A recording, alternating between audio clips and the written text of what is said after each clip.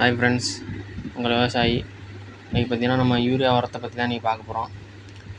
Urea உரம் பார்த்திங்கன்னா இப்போ வந்து ரொம்ப அதிகமாக விற்றுக்கிட்ருக்காங்க உரக்கடையில். நம்ம கம்மியாக பயன்படுத்திக்க வேண்டியதான். என்னென்னு பார்த்திங்கன்னா, ஒரு மூட்டைக்கு பார்த்திங்கன்னா சத்துக்குரணை ஒரு கொடுக்குறாங்க. நம்ம வாங்கிக்க வேண்டியதான், வேறு வழி இல்லை. பார்த்திங்கன்னா நம்ம கம்மியாக பயன்படுத்திக்க வேண்டியதான்.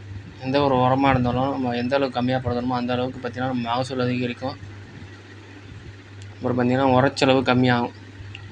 ஒரு ஏக்கருக்கு பார்த்திங்கன்னா நம்ம 25 கிலோ போடுறோமா, 5 கிலோ கம்மி பண்ணிக்க வேண்டியதுதான். அதனால் நமக்கு வந்து எந்த ஒரு பாதிப்பும் வராது, பூச்சி தாக்குதலும் வராது. இப்படியே பார்த்திங்கன்னா நம்ம செயற்கை உரங்களை அப்படியே கம்மிப்படுத்திட்டு வந்துட்டோம்னா நமக்கு பார்த்திங்கன்னா மண் வளம் வந்து ஆட்டோமேட்டிக்காகவே மாறிடும். அவங்க அதிகமாக வைக்கிறாங்களா, நம்ம பார்த்திங்கன்னா கம்மியாக வாங்கி பயன்படுத்திக்க வேண்டியதுதான். இதனால் நமக்கு எந்த ஒரு பாதிப்பும் வராது. சரிங்க விவசாயிகளே, உங்களை கண்ட அடுத்த போடுறேன். நன்றி விவசாயிகளே.